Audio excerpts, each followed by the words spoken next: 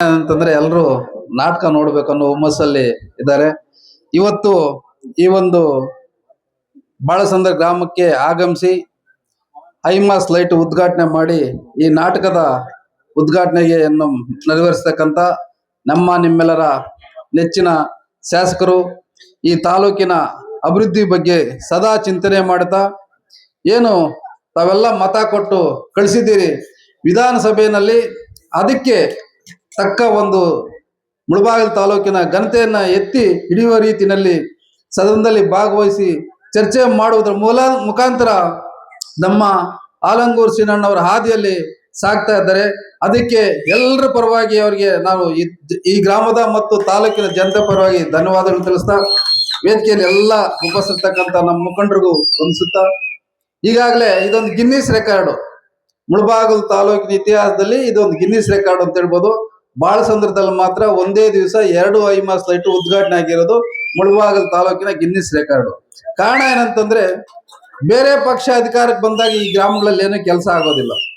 ಯಾಕೆಂದ್ರೆ ನಾವು ಕೇಳದೆ ಅವ್ರು ನಮ್ಮ ಮತ ಕೊಡೋದಿಲ್ಲ, ಹೆಚ್ಚಿನ ಪರ್ಸೆಂಟೇಜು ಅವ್ರು ಜನತಾ ಪರಿವಾರಕ್ಕೆ ನೀಡ್ತಾರೆ ಅನ್ನೋ ಒಂದು ಕಾರಣಕ್ಕೋಸ್ಕರ ಹೆಚ್ಚಿನ ಕೆಲಸ ಆಗೋದಿಲ್ಲ.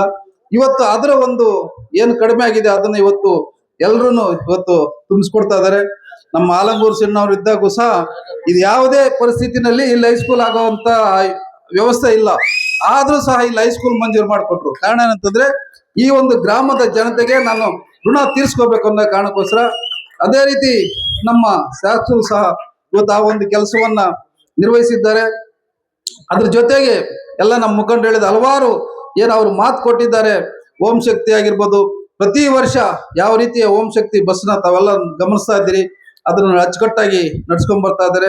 ಇನ್ನು ಹಲವಾರು ಕಾರ್ಯಕ್ರಮಗಳು ಏನು ಯಾವ್ಯಾವ ಗ್ರಾಮ ಬಿಟ್ಟಿದೆ ಅದೆಲ್ಲವನ್ನು ಆ ಕಾರ್ಯಕ್ರಮ ಮಾಡ್ಬೇಕು ಅನ್ನೋ ಕಾರಣಕ್ಕೋಸ್ಕರ ಅವ್ರು ಪಣ ತೊಟ್ಟಿದ್ದಾರೆ. ರೈತಾಪಿ ವರ್ಗಕ್ಕೆ ಇವತ್ತು ತಮ್ಮೆಲ್ಲರಿಗೂ ಗೊತ್ತಿದೆ, ಇವತ್ತು ಏನು DCC ಬ್ಯಾಂಕ್ನ ಒಂದು ಚುನಾವಣೆ ಏನು ಎಡವಿರೋದ್ರಿಂದ ಇವತ್ತೆಲ್ಲರೂ ಮೀಟರ್ ಬಡ್ಡಿಗೆ ಹೋಗ್ತಾ ಇದ್ದಾರೆ. ಎಲ್ಲ ಮೈಕ್ರೋ ಫೈನಾನ್ಸ್ ಮತ್ತು ದಳ್ಳ ಮೀಟರ್ ಬಡ್ಡಿಗೆ ಹೋಗುವಂತ ಪರಿಸ್ಥಿತಿ ಆಗಿದೆ. ಆದ್ರೂ ಸಹ ನಮ್ಮ ರೈತರ ಒಂದು ಸೇವೆ ಮಾಡಬೇಕು, ಅವ್ರಿಗೆಲ್ಲ ಮೂಲಭೂತವಾಗಿರ್ತಕ್ಕಂಥ ಸಾಲ ಸೌಲಭ್ಯ ಸಿಗ್ಬೇಕು ಅನ್ನೋ ಒಂದು ಕಾರಣದಿಂದ ನನ್ನ DCC ಬ್ಯಾಂಕ್ ಚುನಾವಣೆಯಲ್ಲಿ ಹೆಚ್ಚಿನ ಒಂದು ಮುತುವರ್ಜಿ ವಹಿಸಿ ಇವು ಆಯ್ಕೆ ಆಗೋದಕ್ಕೆ ಸಹಕಾರಿಯಾಗಿದ್ದಾರೆ. ಅದೇ ರೀತಿ ಕೋಮುಲ್ ಚುನಾವಣೆಯಲ್ಲೂ ಸಹ ಅವರ ಪಾತ್ರ ತಮ್ಮೆಲ್ಲರಿಗೂ ಗೊತ್ತಿದೆ.